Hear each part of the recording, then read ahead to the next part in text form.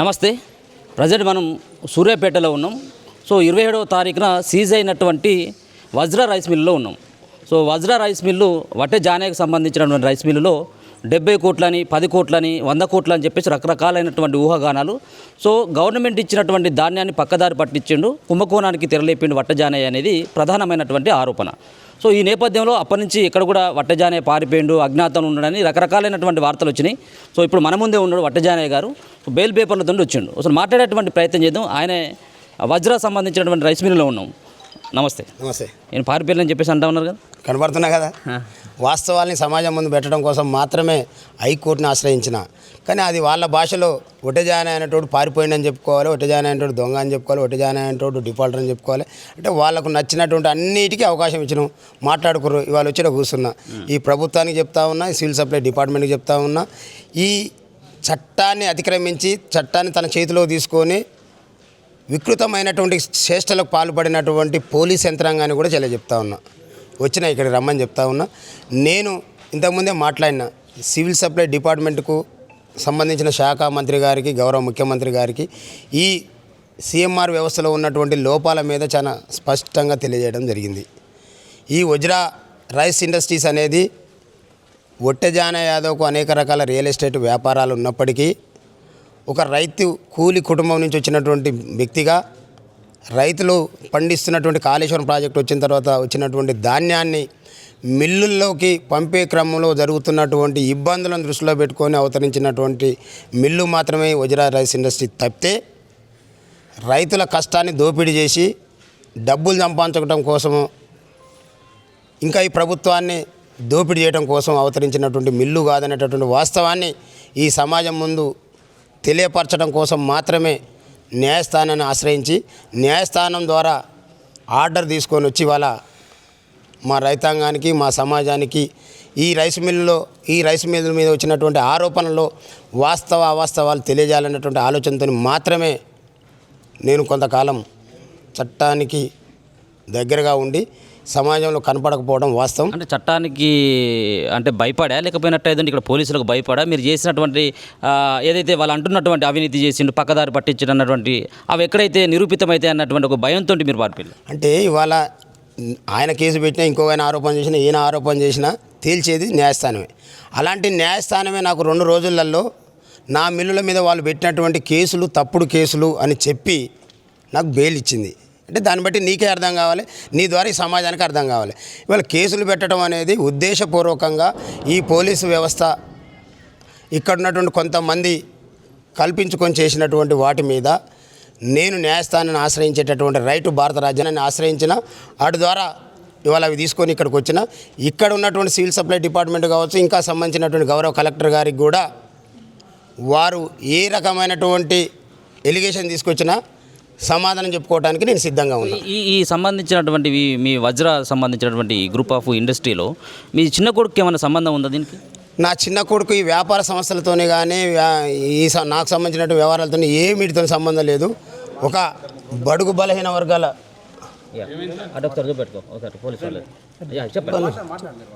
ఒక నిమిషం మాట్లాడుకునే స్వేచ్ఛ ఉందండి. మా వాళ్ళు ఆ రైతులు, మా రైతులకు మా రైతులకు నేను ఏమంటారంటే మిల్లు ఆల్రెడీ డీసీఎస్ వాళ్ళు ధాన్యం ఎంత ఉందో సీజ్ చేశారు. ఆర్డర్ ఏమైనా ఉందా? వాళ్ళు వస్తారు, వాళ్ళు కూడా వస్తారు. మరి వచ్చిన తర్వాత మీకు ఆర్డర్ ఉంటే ఇవ్వండి.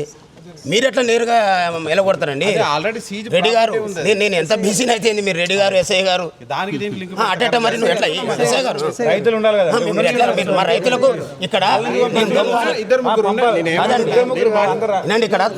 ఇక్కడ బయట ఇది నా ప్రాపర్టీ అండి, ఇది నా ప్రాపర్టీ.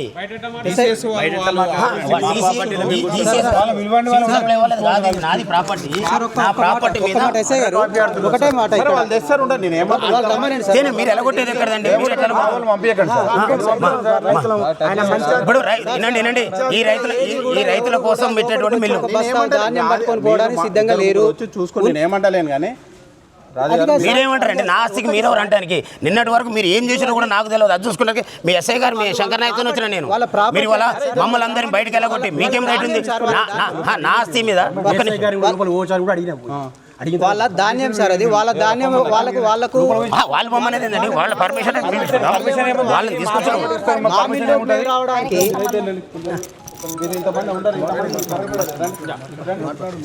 ఎస్ఐ గారు దయచేసి వినండి. నేను వచ్చింది నా కోసం నేను మాట్లాడుకుంటాను రాలే. నా రైతుల ముందర వజ్రా రైస్ ఇండస్ట్రీస్ మీద మీరు చేసినటువంటి నిందలని తెలియజేయడం కోసం వచ్చిన ఇక్కడికి. నేను ఇప్పుడు మీరు హ్యాండ్ ఓవర్ చేసుకోండి, చెప్పండి. మీకు ఆర్డర్ ఉంటే మీరు హ్యాండ్ ఓవర్ చేసుకోండి. మీరు సార్ ఒకటి మీరు వచ్చింది security of the pad sir. అవును, నేను ఇది కాకుండా నాదాన్ని కూడా వేసుకోపోతారు మీరు. ఇప్పుడు నిన్నటి వరకు ఎంత మోసారో మీరు నాకు తెలియదు. వాళ్ళు చెప్పే DCS వాళ్ళు ప్రైవేట్ ఇందులో వాళ్ళు సీజ్ చేసింది, ఇంక మిగతాది ఏం లేదని క్లారిటీ చెప్పారు.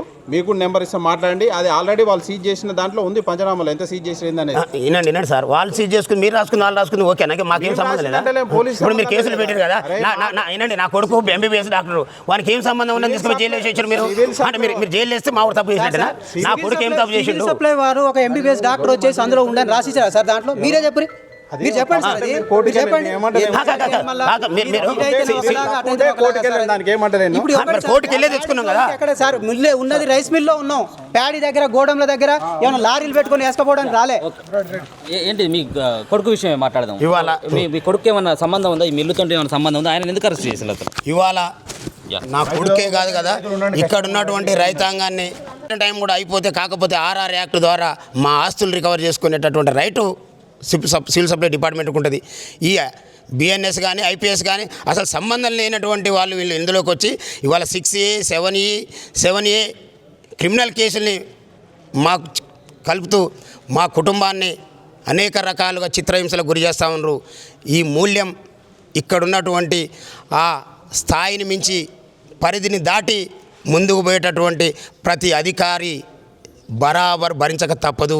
షార్ట్ పాల్ అన్నటువంటి విషయం చెప్తా ఉన్నారు. ఖమ్మం జిల్లాకి మీ దగ్గర నుంచి మీ మిల్లులకు వెళ్ళి ఖమ్మం జిల్లాకు వేరే మిల్లుకి వడ్లు వెళ్తూ ఉంటే లారీలను ఎవరు పట్టుకున్నారు? సో అటువంటి ఏమన్నా మీకు ఉంటుందా? వేరే మిల్లులో మీరు ధాన్యం పట్టించుకునేటువంటి వెసులుబాటు ఏమైనా? వాస్తవాలు కూడా మాట్లాడాలి. ఇవాళ ఖమ్మం పోతుందని చెప్పి తప్పుడు మాటలు చెప్పి తప్పుడు కేసులు పెట్టినటువంటి ఆఫీసర్లు కూడా చెప్తా ఉన్నా, నేను పెడుతున్నది CMR రైసు. ఆ మిల్లు ఏదైతే మా మిల్లు పేరు మీద దిగుమతి కావట్లేదు, వాళ్ళ మిల్లులు వచ్చి గవర్నమెంట్కి పెట్టమని అడిగితే మా పేరు మీద పెట్టుకోవాల్సింది వాళ్ళ పేరు మీద. ఇది కామన్గా పెట్టేదే. ఇంకోటి చెప్పనా, సివిల్ సప్లై డిపార్ట్మెంటు మొన్న ఏ ఒక్క మిల్లర్ కూడా వితౌట్ అగ్రిమెంటు వాళ్ళ కెపాసిటీకి మించి ఈ రాష్ట్రంలో ఉన్నటువంటి మిల్లర్ల మీద ఒడ్లు తీసుకొచ్చి పడేసిపోయింది. ఎవడు బాధ్యత వహించాలి? ఎవరి మీద కేసులు పెట్టాలి? నువ్వు ఇలా ప్రభుత్వ ధనాన్ని నీ ఇష్టం వచ్చినట్టుగా నీకు అవకాశం లేకపోతే డిఫాల్ట్ అయినటువంటి 1500 మిల్లులకు నువ్వు ఎట్లా వడ్లిచ్చినావు? ఫస్ట్ నేరం మీరు కదా. ఇంకొకటి, ఈ మిల్లులా ఇచ్చినటువంటి వడ్లకు ఈ మిల్లు ఓనరే కాదు, మిల్లు ఓనర్తో పాటు custodian in department of civil supply తహసీల్దార్ స్థాయి పర్సన్ మాకు కస్టోడియన్ ఉంటాడు. ఇందులో ఏదైనా షార్ట్ ఫాల్ అయితే ఇమ్మీడియట్గా ఒకవేళ కేసు అయితే మాకు వాళ్ళు కలిపి కావాలి కదా. ఇది ఎక్కడ దౌర్భాగ్యం అంటున్నా. ఇవాళ లేని కథలు అల్లుకొని కాగితాల మీద రాసుకొని ఇవాళ నేను చెప్పిన, ఇంతకుముందే చెప్పిన, నేను చేసినటువంటి అప్పీల్ని ఈ ప్రభుత్వం పరిగణలోకి తీసుకుంటుంది అనుకుంటా ఉన్నా. ఎందుకంటే ఇప్పటివరకు ఆ ప్రభుత్వానికి కనీసం ఈ లెక్కలు చెప్పేటటువంటి ధైర్యం కూడా మా రైస్ మిల్లర్స్ ఎవరు చేయలేదు. ఎందుకు అంటే వాళ్ళకు ఉన్నటువంటి చిన్న చిన్న లొసుకులతోని ఈ ప్రభుత్వం మీద ఉన్నటువంటి గౌరవంతో చేశారు. ఇవాళ ఒట్టేజానే లాంటి టచ్ చేసిన తర్వాత సివిల్ సప్లై డిపార్ట్మెంటు పాలసీలను మార్చుకుంటుంది. ఈ రైతాంగం ప్రతి సీజన్ రాగానే మిల్లుల వైపు తిరిగి చేతులెత్తి దండం పెట్టి కళ్ళాలలో అరిగోస తీస్తున్నటువంటి వ్యవస్థ కూడా చమరగీతం పాడే అవకాశం ఉంటుంది. ఒట్టేజానే టచ్ చేశారంటే మామూలు కాదు, వీళ్ళకి తెలియదు. ఇప్పటికీ వీళ్ళు ఏమనుకుంటారంటే వీళ్ళు తప్పుడు కేసులు పెట్టి భయభ్రాంతులకు గురి చేసి జైళ్ళలో వేసి మేము పెద్ద మునగాళ్ళం, వాడిచ్చే తైలాలకు వీడిచ్చే తైలాలకు, వాడిచ్చే పోస్టింగ్లకు వీడిచ్చే పోస్టింగ్ల కోసం న్యాయంగా నడుపుకుంటున్నటువంటి మిల్లర్లను కానీ న్యాయంగా పనిచేస్తున్నటువంటి రాజకీయ నాయకులను కానీ ఒత్తిడి చేసి అక్రమ కేసులలో ఇరికిస్తాము అనుకుంటే వాళ్ళ కలలుగానే మిగిలిపోతాయి. తర్వాత ఫలితం అనుభవించక తప్పదాలు. ఒక మాట, వ్యాపారం అంటేనే లాభాలు వస్తాయని చేసేటువంటిదే వ్యాపారం. సో ఇటువంటి దాంట్లో నష్టాలు వచ్చినప్పుడు వట్టేజానే ఎందుకు కంటిన్యూగా వ్యాపారం చేస్తూ ఉన్నాడు? లాభాలు లేనటువంటి వ్యాపారం అనేది అందరి యొక్క ప్రశ్న. సో దీనికి ఏం సమాధానం? బరాబర్ నువ్వు అడగాల్సిన క్వశ్చన్ అడిగినావు. ఈ ప్రశ్నకు సమాధానం, నేను నష్టాలు వస్తున్నాయని రుజువు చేయకపోతే నేను నా రైస్ మిల్లుని వాళ్ళు ప్రపోజల్ ఒట్టేజానే అనేటటువంటి వ్యక్తిని ఈ సమాజంలో ఒక దొంగగా లంగగా చిత్రీకరించి నన్ను హత్య చేయాలనేటువంటి కుట్రల్లో భాగమే ఇవాళ నా కొడుకుల్ని కానివ్వండి, నా వ్యాపారంలో భాగస్వాములు కాకపోయినటువంటి వర్కర్లను కానివ్వండి, వీళ్ళందరినీ కూడా ఇవాళ పోలీసులు చూస్తూ ఉన్నారు కదా, దుర్మార్గమైనటువంటి తప్పుడు పద్ధతుల్లో కేసులు పెట్టి నన్ను హత్య చేయడానికి కుట్ర చేస్తూ ఉన్నారు. నాకు ఏం జరిగినా ఇక్కడున్నటువంటి పోలీసు వ్యవస్థ, ఇక్కడున్నటువంటి అధికారంలో ఉన్నటువంటి అధికార ప్రతిపక్ష పార్టీలు ఉన్నటువంటి అగ్రవర్ణ నాయకుల యొక్క కుట్రగా నేను మీ ద్వారా ఈ న్యాయ వ్యవస్థకు, ఈ సమాజానికి గుర్తు చేస్తూ ఉన్నా. నన్ను ఎదుర్కోలేక నన్ను అంతమొందించి రాజకీయంగా వాళ్ళు ముందుకు పోవాలనేటటువంటి ఉద్దేశంతో ఈ వజ్రా రైస్ ఇండస్ట్రీస్ని ఒక దొంగగా చూపించి సమాజం ముందు ఒక దోపిడీదారుగా క్రియేట్ చేసి నన్ను ఈ సమాజానికి ఈ భూమి నుండి దూరం చేయాలనేటటువంటి పన్నుతున్న కుట్రల్లో భాగమే ఇవన్నీ కూడా. వీటన్నిటికీ ఇక్కడున్నటువంటి పోలీసు వ్యవస్థ పూర్తిగా అక్కడ ఉన్నటువంటి అధికారంలో ఉన్నటువంటి అగ్రవర్ణ నాయకులకు ఒత్తాసు పలుకుతూ నన్ను, నా కుటుంబాన్ని, నా పిల్లల మీద తప్పుడు కేసులు పెట్టి ఒక ఎంబీబీఎస్ డాక్టర్ని గోవాలో పట్టుకొని వచ్చి తప్పుడు పద్ధతుల్లో జహీరాబాద్లో పట్టుకున్నామని చెప్పి జైల్లో పెట్టి అనేక రకాల చిత్రహింసలకు కస్టడీకి తీసుకొని అనేక రకాల చిత్రహింసలకు గురి చేసినటువంటి పరిస్థితులన్నీ కూడా ఈ న్యాయ వ్యవస్థ ద్వారా తేల్చుకోవడానికి నేను సిద్ధంగా ఉన్నా. పర్టికులర్గా ఏమైనా పేరైనా చెప్పగలుగుతారా? అంటే మిమ్మల్ని ప్రధానంగా టార్గెట్ చేసినటువంటి వ్యక్తి, మీరు జిల్లా నాయకులు అంటా ఉన్నారు, ఇంకా మరో పక్కన సివిల్ సప్లై ఉన్నటువంటి మంత్రి అని చెప్పేసి అంటా ఉన్నారు. ఎవరు మీ పైన ఇంకా వ్యక్తిగతమైనటువంటి కక్ష ఏంటిది అసలు? నేను ఏమంటున్నానంటే ఇవాళ ఈ రాష్ట్రంలో మా వాటా కోసం గొంతెత్తినటువంటి వ్యక్తిగా ఈ సమాజంలో ముందుకు పోతున్నటువంటి తరుణంలో ఈ జిల్లాలో ఉన్నటువంటి కొంతమంది అధికార పార్టీలో, అనధికార పార్టీలో ఉన్నటువంటి అగ్రవర్ణ నాయకులు వాళ్ళు నన్ను రాజకీయంగా ఎదుర్కోలేక ఉన్న అధికారాన్ని అడ్డం పెట్టుకొని ఇందులో ఉన్నటువంటి పోలీసు వ్యవస్థని చేతిలో పెట్టుకొని చట్టాన్ని వాళ్ళ చేతిలోకి తీసుకొని మీకు కనపడుతూనే ఉంది కదా, ఈ రాష్ట్రంలో 3000 రైస్ మిల్లులు ఉంటే ఇవాళ అనేక మంది మీద కేసులు చేశారు. ఏ ఒక్క ప్రొపరేటర్ అండ్ పార్ట్నర్షిప్ డైరెక్టర్ని తప్పితే తన భార్యని, కుటుంబ సభ్యుల్ని అరెస్ట్ చేసి రిమాండ్ చేసినటువంటి చరిత్ర లేదు. ఇవాళ నా కొడుకు ఒకడు ఎంబీబీఎస్ అయితే ఇంకొకరికంటే వ్యాపారంతో సంబంధం ఉంది, అతనికి రెండవనికి ఎలాంటి సంబంధం లేదు. ఈ సమాజానికి ఏదో ఒకటి చేయాలన్న కాన్సెప్ట్తో వాళ్ళు ఎంబీబీఎస్ చదువుకొని వాడు పీజీ ట్రైనింగ్లో ఉంటే వాడిని పట్టుకొని వచ్చి వాళ్ళ జైలు వేసి వాడిని కూడా కస్టడీకి తీసుకొని అనేక రకాల క్రిమినల్ చర్యలతోనే వాడిని ఇబ్బంది పెట్టినటువంటి పరిస్థితి. ఎవరిచ్చారు వీళ్ళకు? అసలు బిఎన్ఎస్ కానీ, ఐపీఎస్ కానీ సివిల్ సప్లై డిపార్ట్మెంట్కు అట్రాక్ట్ కాదు. మాకున్నటువంటి అగ్రిమెంట్ 2015 లెక్క ప్రకారం మాకు ఒక అగ్రిమెంట్ చేయబడుతుంది. ఆ అగ్రిమెంట్ ద్వారా మేమేమన్నా షార్ట్ ఫాల్ వచ్చినా, డిఫాల్ట్ అయినా మాకంటే ముందే రైస్ మిల్లర్స్ అసోసియేషన్ నుండి ఒక 2 రైస్ మిల్లర్ల నుంచి షూరిటీ తీసుకుంటారు. మేమేదన్నా పెట్టకపోతే విధంగా ఉన్నా వాళ్ళు చేయాల్సింది ఏంటంటే జానయ్య అంటున్నటువంటి దాంట్లో వాస్తవం లేకపోతే రేపు పొద్దుగాల మీరు ఇదే మాట కలెక్టర్ గారిని అడగండి. కలెక్టర్ గారి సమక్షంలో కావచ్చు, సివిల్ సప్లై కమిషనర్ గారి సమక్షంలో కావచ్చు, ఒక 10,000 క్వింటాల వడ్లని తీసుకొచ్చి మిల్లింగ్ చేసుకోమని చెప్పండి. మిల్లింగ్ చేసిన తర్వాత దాంట్లో వచ్చినటువంటి ప్రాఫిట్ని ఏదైతే టీం ముందర మనం మిల్లింగ్ చేస్తామో ఆ టీం ముందర లెక్కలు తీయమనండి. అప్పుడు షార్ట్ ఫాల్ రాలేదు, లాభం వచ్చింది అంటే వచ్చిన లాభానికంటే ఇంకింత ఆస్తులు అమ్మైనా కట్టేసానండి.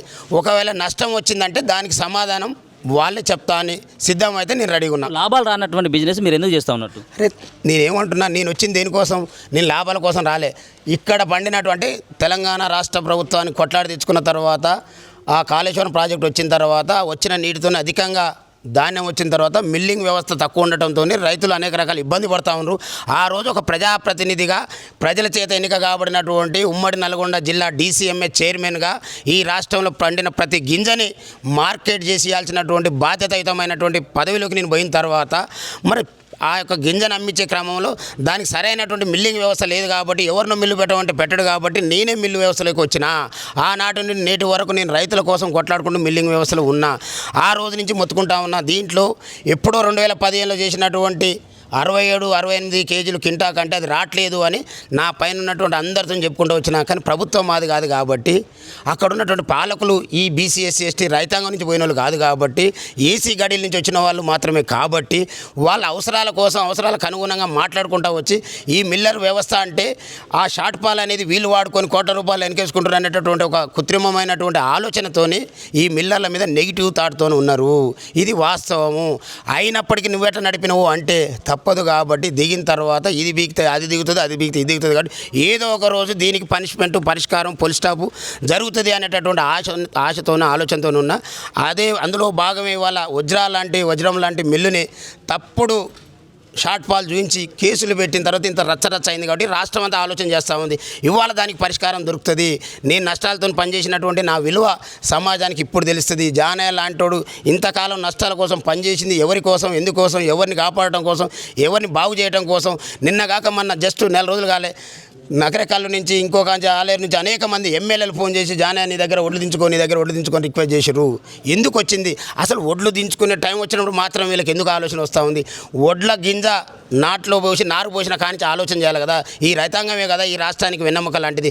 అట్లాంటి రైతుల కోసం ఆ 4 రోజుల నుంచి తడిసిన చివరికి ఈ ఒక్క రోజున చివరి గింజని ఈ రాష్ట్ర ప్రభుత్వం కొన్నామని చెప్తూ, ఎప్పుడైనా కొన్న గింజ మిల్లుకు చేరిన తర్వాత నష్టం జరిగేది మిల్లర్కే కదా. ఆ మిల్లర్కి ఏమైనా నష్టం కింద ఇచ్చిర్రా? ఇవన్నీ వాస్తవాలు భయ్.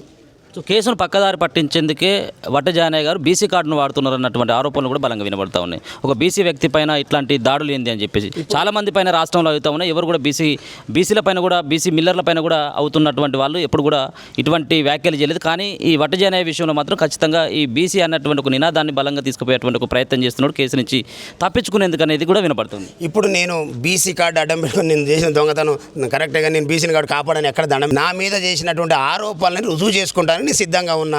ఇవాళ మిల్లు మొదలు కూర్చుంటా.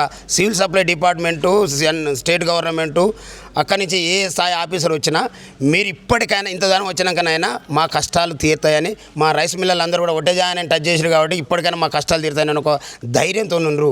మా రైతాంగం కూడా ఇవాళ మేము పండించిన గింజ లాస్ట్ వారం రోజులలో తడుస్తూ ఉంటే కొట్టుకుంటూ ఉంటే ఉన్నాం.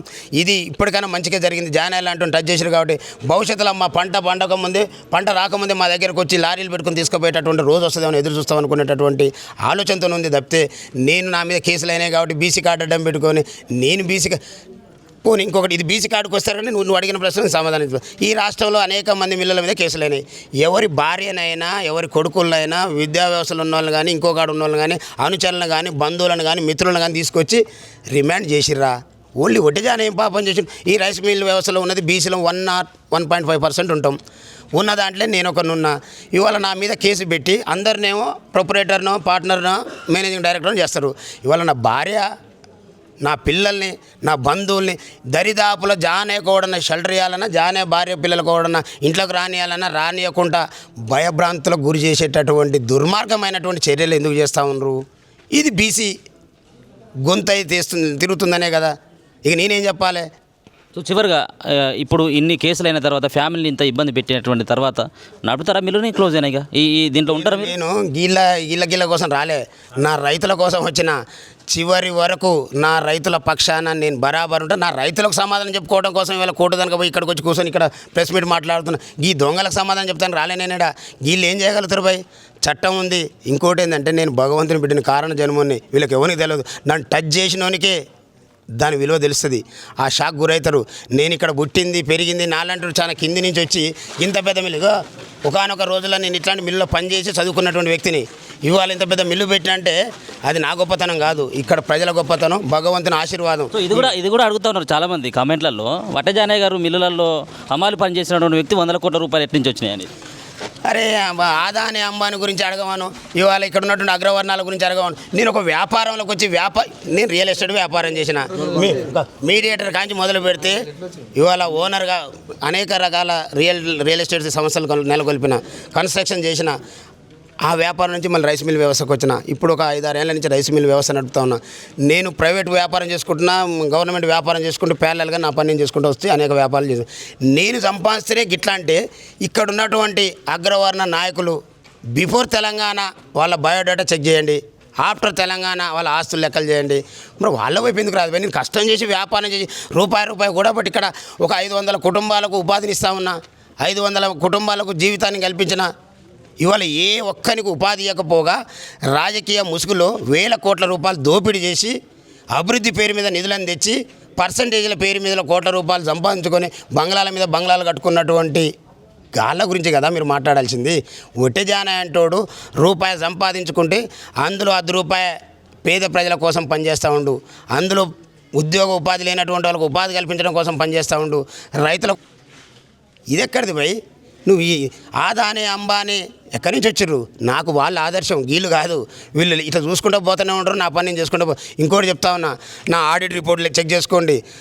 నేను సంపాదించిన దాంట్లో ఏ ఒక్క రూపాయి కూడా ప్రభుత్వానికి చెల్లించకుండా ఎగ్గొట్టినటువంటి దాఖలాలు. వీళ్ళు ఎంతోమంది నా మీద ఏసీబీ కేసులు, ఇంకో దానికి కేసు, దానికి ఎన్నో కేసులు వేసారు. అన్ని కేసులకు సమాధానం అక్కడి నుంచి జరిగిపోతూ ఉంటాయి. ఈ దొంగలకి ఏంటంటే దొంగ బుద్ధి ఉన్నోనికి, తప్పుడు పద్ధతిలో బతికేటోనికి అందరూ కూడా వాడు అంతేనేమనుకుంటారు. కానీ న్యాయంగా ధర్మంగా బతికేటోనికి భగవంతుడికి ఇన్ని అవకాశాలు కల్పిస్తాడు. Thank you so much. So మొత్తానికి ఇది సో ఎన్ని కేసులు పెట్టినప్పటికీ, ఇంత ఫ్యామిలీ ఇబ్బంది పెట్టినప్పుడు కూడా సో ఈ బిజినెస్ అంతా కూడా నడుస్తూనే ఉంటుంది. సో మొత్తానికి కుటుంబ సభ్యులను ఇబ్బంది పెట్టినటువంటి వ్యక్తులను ఖచ్చితంగా రానున్నటువంటి రోజులలో బుద్ధి చెప్తాం. ఒక బీసీ అయినటువంటి దానికి తనని ఇబ్బంది పెట్టేందుకు, ఇబ్బందులకు గురి చేసేందుకే ఈరోజు నా యొక్క రైస్ మిల్లుల పైన దాడి అన్నటువంటిది. అంతేకాకుండా 70 కోట్లు 80 కోట్లు అని చెప్పేసి నా పైన దుష్ప్రచారం చేస్తున్నటువంటి వాళ్ళకి తగిన గుణపాఠం చెప్తానంటూ వట్టజానయ్య గారు అయితే హెచ్చరిస్తున్నటువంటి పరిస్థితి కనబడుతుంది. చూస్తూనే ఉండండి మన తొలి వెలుగు.